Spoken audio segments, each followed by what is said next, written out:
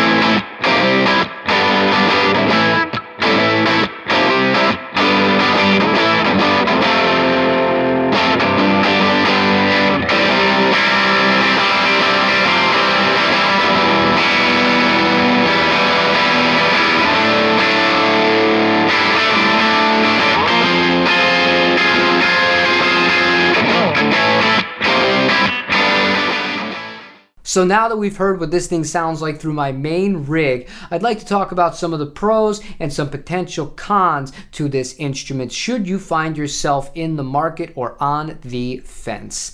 The first thing that I want to highlight as a positive on this guitar is the neck, because it's not sticky once you actually start playing and getting a little bit sweaty. I love that. It is a smooth finish, and I really dislike on the traditional classic vibes just how glossy over they are, and compared to one of those, this is an A+.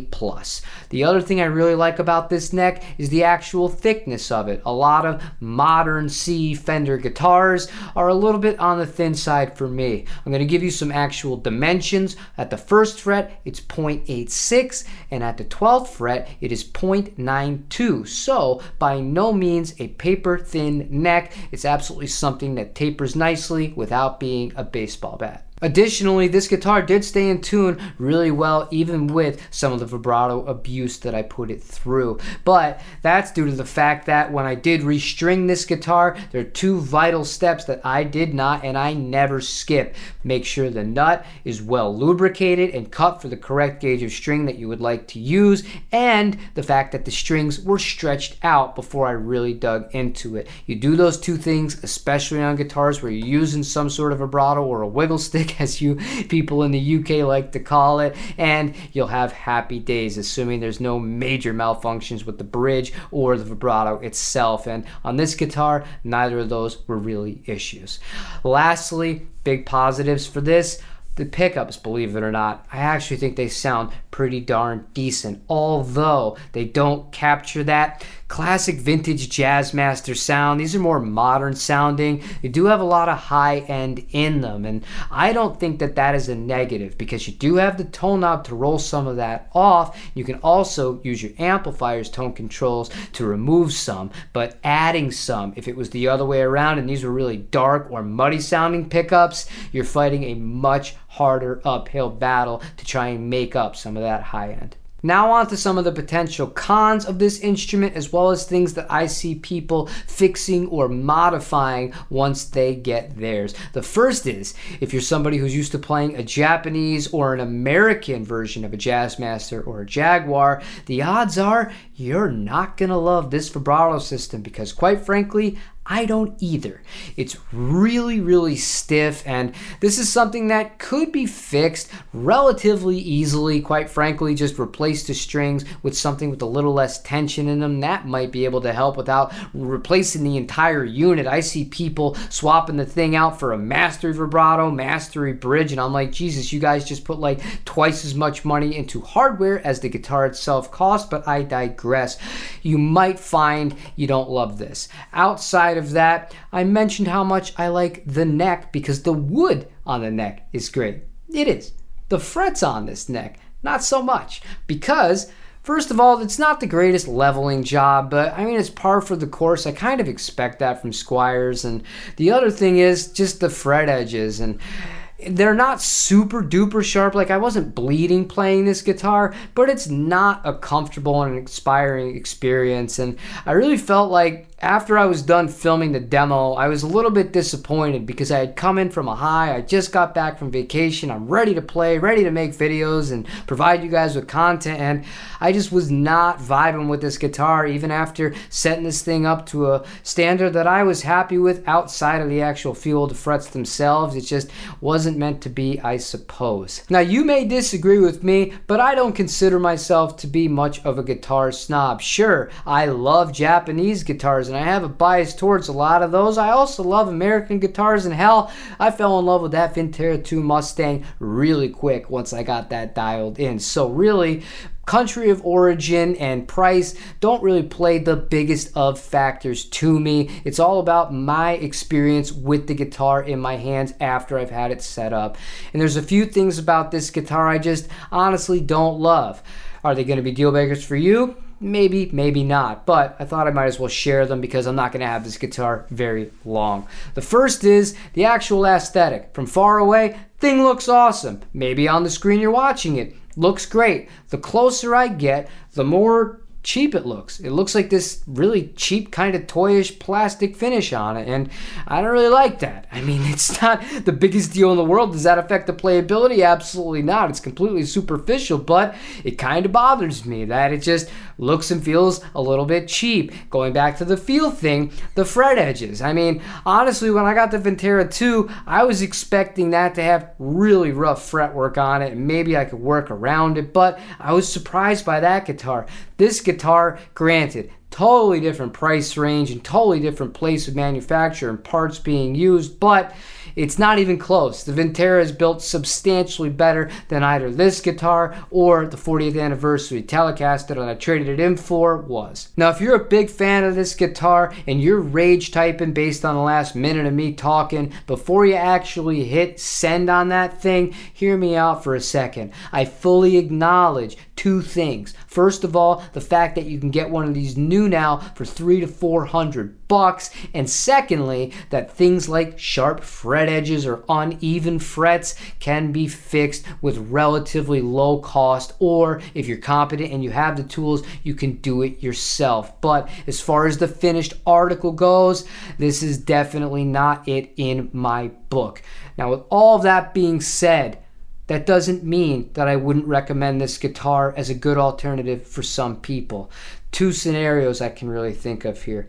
If you find one in person that you really like as is and you're happy with it, go for it, because you're not going to find guitars in this kind of price range that have a proper vibrato system on it in the style of a Jazzmaster or a Jaguar. And it's cool the fact that it is under the Fender family of brands, even though it is technically a Squire. It will have some value. Secondly, if you are somebody who plays maybe a Tele, a Strat, a Les Paul, a 335, you've never had an offset guitar, and perhaps you don't want to take a risk of buying an American or even a Japanese one and spend $1,000 to up to, $5,000 on one of these things, this is a great way of getting to know if it would be a potentially good fit for you without breaking the bank. That's where we're going to leave things for today. If you found this helpful, useful, and or entertaining, feel free to hit the like button. Even if you didn't like this video or you disagree with me, some good karma to put out in the world. Show your boy Jim some love. Consider subscribing if you haven't already. Use the affiliate links. They help this channel keep going. Play your guitar. Tell somebody in your life that you love, that you do love them. And get off the internet. Take it easy, everybody.